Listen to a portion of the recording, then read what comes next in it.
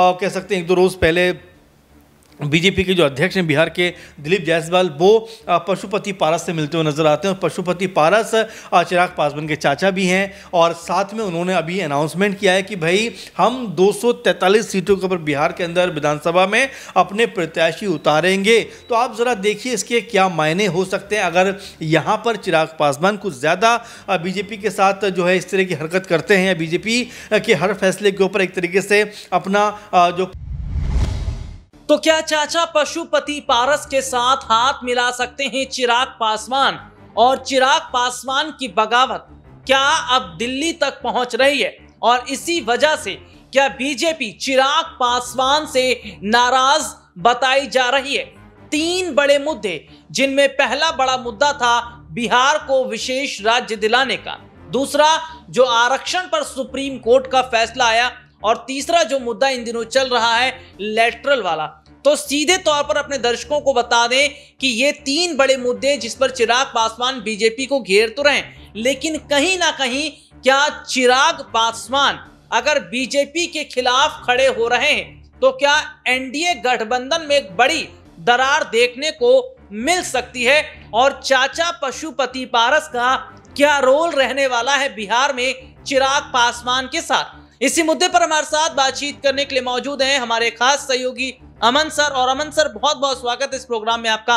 Sir, Bihar की राजनीति को अगर देखा जाए तो बिहार में विधानसभा के चुनाव भी होने वाले, लेकिन चुनाव से पहले विपक्ष में अगर देखा जाए तो तेजस्वी यादव तो जमकर सरकार को घेर रहे हैं, निशाने पर ले रहे हैं, लेकिन एनडीए के सहयोगी दलों में एक दल चिराग पासवान का भी है, वो बीजेपी के खिलाफ खड़े हो रहे हैं। और ऐसे में पशुपति पारस को लेकर एक खबर जो है वो बहुत ज्यादा चर्चाओं में बनी है। तो कैसे सर इस पूरे घटनाक्रम को देखा जा रहा है और क्या आगामी वक्त में कोई बड़ा कदम चिराग पासवान की तरफ से उठाया जा सकता है? देखिए बिल्कुल, और जिस तरह चिराग पासवान के बारे में आप बात कर रहे हैं तो बात ये निकल कर सामने आती है कि वो जिस तरह के नेता हैं, जिस तरह के नेता नज़र आते हैं, ऐसा लगता है कि वो हर एक मुद्दा जो लोगों से जुड़ा है, आम आदमी से जुड़ा है, उसके ऊपर अपनी राय रखने से पीछे नहीं हटते। और देखिए बीजेपी के अंदर ही जिस तरह से वो अभी मंत्री भी हैं, सरकार में भी शामिल हैं, एनडीए गठबंधन में भी शामिल हैं, लेकिन उसके बावजूद जिस तरह से 3-4 अहम मुद्दों के ऊपर उनके बयान निकल कर सामने आए, वो ये बताते हैं कि वो बीजेपी से घबराते नहीं है, डरते नहीं है, बीजेपी का सामना करने को तैयार है। जहां पर भी उनको लगेगा कि कुछ भी गलत होता हुआ दिखाई पड़ रहा है वो चुप नहीं बैठेंगे। और यही कुछ है कि राहुल, आप देखिए कि चाहे हम बिहार को विशेष राज्य का दर्जा दिए जाने की जब बात करते हैं तो उसमें भी प्रमुखता से आगे निकल कर सामने आते हैं कि भाई ये तो होना ही चाहिए और ये तो होके रहेगा। वहीं अगर जो कह सकते हैं कि जीतन राम मांझी को देखें तो वो चुपचाप हो जाते हैं कि नहीं इसमें प्रावधान नहीं है, इसमें ऐसा नहीं है, वैसा नहीं, लेकिन चिराग पासवान यहाँ पर अडिग हो जाते हैं। इसके बाद आप ज़रा देखिए राहुल की जिस तरह से आरक्षण के मुद्दे पर बात होती है, सुप्रीम कोर्ट का फैसला आता है, तुरंत अपनी प्रतिक्रिया देते हैं कि ये एकदम गलत फैसला है, इसको हम एक्सेप्ट नहीं करेंगे, कोर्ट को भी अपने फैसले के ऊपर गौर करना चाहिए क्योंकि कहीं से भी ये हमें स्वीकार नहीं है। और यहाँ तक कि उन्होंने अपनी सरकार को भी घेरने का काम किया। मोदी जी को लगा कि ऐसा ना हो कि चिराग जो है हमसे दूर हो जाए, कि सरकार के ऊपर संकट आ जाए, तुरंत जो इसको लेकर ऐड निकाला गया था, विज्ञापन निकाला गया था, उसके ऊपर रोक लगाई गई। तो आप ये देखिए कि किस तरह से जो काम या जो बात चिराग पासवान कहते हैं उसके ऊपर कहीं ना कहीं मोदी सरकार भी या एनडीए सरकार भी एक तरीके से मोहर लगाती हुई नजर आती है।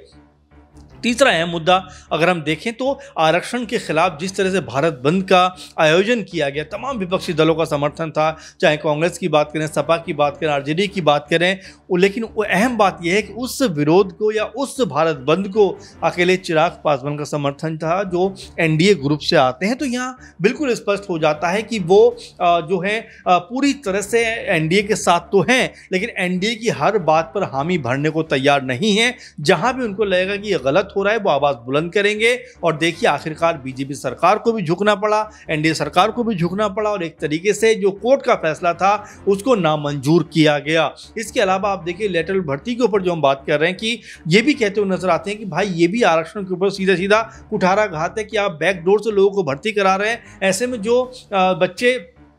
उम्मीद कर रहे हैं, जो लोग उम्मीद कर रहे हैं कि भाई हमें आरक्षण का लाभ मिलेगा, उनको कहाँ मिल रहा है। तो ऐसे में कई मुद्दे हैं जो, और उसको देखते हुए भी देखा गया कि पीएम मोदी ने इसके जो है कह सकते हैं इसको रोक लगाई गई। तो ऐसे कई अहम मुद्दे हैं जिसको लेकर जो पीएम हैं, मोदी हैं या और बाकी के लोग हैं, वो लगातार एक्शन ले रहे हैं, और एक्शन भी ऐसा ले रहे हैं कि जहाँ पर चिराग पासवान की जीत होते हुए दिखाई पड़ रही है। इसीलिए अगर पूरे हम माहौल को समझें तो जिस तरह से अब कह सकते हैं 1-2 रोज़ पहले बीजेपी के जो अध्यक्ष हैं बिहार के, दिलीप जायसवाल, वो पशुपति पारस से मिलते हुए नजर आते हैं। और पशुपति पारस चिराग पासवान के चाचा भी हैं, और साथ में उन्होंने अभी अनाउंसमेंट किया है कि भाई हम 243 सीटों के ऊपर बिहार के अंदर विधानसभा में अपने प्रत्याशी उतारेंगे। तो आप जरा देखिए इसके क्या मायने हो सकते हैं अगर यहाँ पर चिराग पासवान कुछ ज़्यादा बीजेपी के साथ जो है इस तरह की हरकत करते हैं, या बीजेपी के हर फैसले के ऊपर एक तरीके से अपना जो पॉइंट ऑफ व्यू रखते हैं उसको रोक लगवाने का प्रयास करते हैं। तो यहां पर हो सकता है कि बीजेपी उनके विकल्प के तौर पर उनके चाचा को चुनती हुई नजर आए, क्योंकि अभी फिलहाल उनके चाचा जिस तरह बीजेपी के साथ थे, लेकिन बीजेपी ने चाचा की बात ना सुनकर चिराग पासवान की बात सुनी, 5 सीटें दी, लेकिन उसके बाद से जिस तरह चिराग पासवान का रुख नजर आ रहा है बिल्कुल बीजेपी के खिलाफ दिखाई पड़ता है। सर, बिहार में एक वक्त में हमने देखा था कि जिस तरीके से पासवान समाज के लोगों पर लाठीचार्ज किया जाता है, क्योंकि वो आरक्षण का जिक्र कर रहे थे, नौकरी में आरक्षण, शिक्षा के क्षेत्र में आरक्षण। तो ये देखने को मिला कि उनके जो चाचा हैं पशुपति पारस, उन्होंने खुलकर इसके मुद्दे को उठाया था, और हमने देखा कि यही मुद्दा चिराग पासवान ने भी उठाया कि बिहार में नीतीश की सरकार है, और ऐसे में जबकि वो जानते हैं कि चिराग पासवान खुद जो है उस समुदाय से आते हैं, उस जाति से आते हैं, उसके बावजूद उन पर लाठीचार्ज करवाया गया पासवान समाज के लोगों पर। तो क्या इसका एक बड़ा इम्पैक्ट भी पड़ता नजर आएगा चुनावों पर? देखिए, राहुल पासवानों के ऊपर जिस तरह से लाठीचार्ज करवाया गया उसको लेकर पशुपति पारस भी नाराज हुए थे, काफ़ी गुस्से में भी थे, काफ़ी बयानबाजी भी उन्होंने की थी। यहाँ तक कि आरक्षण को लेकर भी उन्होंने कहा कि जिस तरह से जो नौकरियों में अब तक पासवानों का आरक्षण रहा है उनको वैसे आरक्षण मिलना चाहिए। इसके अलावा आपने देखा 2 दिन पहले जिस तरह से 21 अगस्त को भारत बंद हुआ, उसमें भी देखा गया कि जो बिहार के अंदर जेडीयू की जो सरकार है उसने काफ़ी हद तक लोगों की पिटाई करते हुए नजर आए, और इसको लेकर भी सवाल उठे कि आखिर नीतीश कुमार क्यों इस तरह से लोगों पर लाठीचार्ज करवा रहे हैं, जिसका समर्थन एक तरीके से चिराग पासवान का भी नजर आता है। तो ऐसे में आपस में भी क्या कोई जो कह सकते हैं कि अब विरोध नजर आएगा कि अगर इस तरह की घटना हुई है तो उसका क्या विरोध अब चिराग पासवान करते हुए नजर आएंगे। तो आपस में भी जो कह सकते हैं कि उतनी अंडरस्टैंडिंग दिखाई नहीं पड़ रही, और यही बात है कि बीजेपी लगातार अब जो है जो कह सकते हैं पशुपति पारस की तरफ देखती हुई नजर आ रही है कि अगर चिराग पासवान का रुख इसी तरह का रहा और उनको जरूरत लगी कि ऐसे शख्स को लेकर आना चाहिए जो वो कह सकते हैं गठबंधन को मजबूत कर सके, बिहार में बीजेपी को मजबूत कर सके, तो हो सकता है कि चिराग पासवान के रुख को देखते हुए या उनके बयानों को देखते हुए बीजेपी जो है एक बार फिर पशुपति पारस के पास जाए कि भाई दोनों मिलकर चुनाव लड़ते हैं, क्योंकि पासवानों के ऊपर पशुपति पारस का भी अच्छा खासा कह सकते हैं दखल है, राजनीति में काफी लंबा अनुभव उनका है। उनके अपने भाई के साथ मिलकर, रामविलास पासवान के साथ मिलकर उन्होंने बिहार की राजनीति को बड़ा अच्छे से समझा है, जाना है। इसी मद्देनजर हो सकता है बिहार में एक बड़ा राजनीतिक जो है बदलाव होता हुआ नजर आए, और बीजेपी चिराग पासवान अगर दूर होते तो यहाँ पर पशुपति पारस को अपने साथ लेकर चले, ताकि बिहार के अंदर जो उनका सरकार बनाने का सपना है वो पूरा होता हुआ नजर आए। साथ में जो मुख्यमंत्री अपना बनाने का सपना है वो भी कहीं ना कहीं बीजेपी का पूरा हो, क्योंकि लगातार यही बात कही जाती है कि बीजेपी अपना सीएम बनाना चाहती है, लेकिन बीजेपी के पास इतने सीटें नहीं हो पाती जिसके दम पर वो मुख्यमंत्री बना सके। तो ऐसे में हो सकता है कि बड़ा बदलाव इस बार बीजेपी के लिहाज से बिहार के अंदर होता हुआ नजर आए, और चिराग पासवान अगर आउट होते हैं तो यहां पर पशुपति पारस की एंट्री होती हुई दिखाई पड़े। सर, लोकसभा चुनावों से पहले बीजेपी ने बहुत सारे वायदे किए थे, जिनमें संविधान को बदलने की बात कही थी, हिंदू राष्ट्र बनाने की बात कही थी। तो एक छोटा सा सवाल मेरा रहेगा, जो संविधान बदलने का जिक्र किया था, कहीं ना कहीं बाबा साहब भीमराव अंबेडकर के उस संविधान को वाकई बदल दिया गया? जो सुप्रीम कोर्ट का फैसला है उस पर बीजेपी चुप है,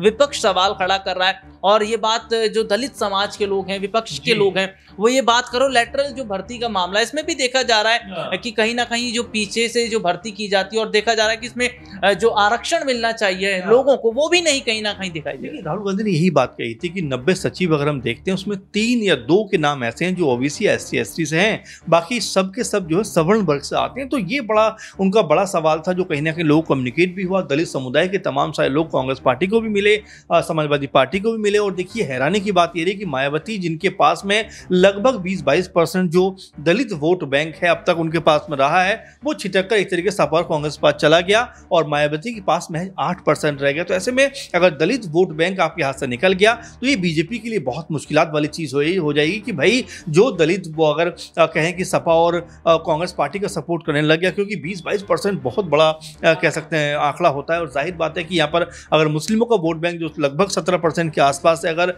ये मिल जाता है तो ये आप मानकर चल रहा हो 40% हो जाता है और ये ह्यूज एक जो है वोट बैंक है। वहीं ओबीसी की बात करें तो ओबीसी की बात भी अखिलेश यादव पीडीए के जरिए करते हुए नजर आए हैं। तो ये कई सारे ऐसे कारण हैं जहां पर ये देखने को मिलता है कि बीजेपी की जो रणनीतिक चूक है वो होती हुई नजर आई है और जिस तरह का समीकरण बनना चाहिए था वैसा समीकरण नहीं बना। इसी लिहाज से बीजेपी को उत्तर प्रदेश में 33 सीटों पर सिमटना पड़ा और वहीं अखिलेश यादव ने जिस पीडीए का नारा दिया उस पीडीए ने उनको फायदा पहुंचाया और उनके हाथ में 37 सीटें मिली। कांग्रेस को जो इक्का दुक्का सीटों पर थी उनको भी 6-7 सीटें मिली। तो कुल मिलाकर अगर इंडिया गठबंधन की बात करें तो 44-45 सीटों पर वो दिखाई पड़े। तो ऐसे में आप मान सकते हैं कि यहाँ पर अगर मायावती का भी साथ अगर यहाँ पर इंडिया गठबंधन को मिला होता तो ज़रा 16 सीटें आप इसमें और जोड़ लीजिए, तकरीबन ये हो जाती हैं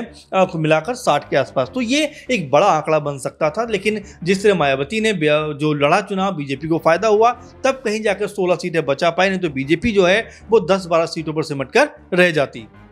देखिए सर ने बारीकी से बताया कि किस तरीके से इंडी गठबंधन में मायावती का रोल बीजेपी के लिए कितना मुश्किल खड़ा करेगा। लेकिन सवाल ये भी खड़ा होता है कि क्या बीजेपी के खिलाफ खड़े हुए चिराग पासवान की बगावत अगर दिल्ली की सत्ता को जलाकर खाक कर देती है तो क्या वाकई बहुत बड़ा झटका बीजेपी को लगता नजर आएगा। और क्या चिराग पासवान जिस तरीके से दलित समाज, पिछड़े समाज के लोगों के साथ खड़े हुए हैं, इसका क्या असर बिहार विधानसभा चुनाव पर पड़ेगा? क्या लगता है आप लोगों को इस मुद्दे पर? आप लोग अपनी राय जरूर रख सकते हैं, लिख सकते हैं। फिलहाल आज के इस प्रोग्राम में इतना ही, आपसे कल दोबारा चर्चा होगी। आज के लिए इतना ही और देखते रहिए हमारा चैनल नेक्स्ट 9 पॉलिटिकल बाइट।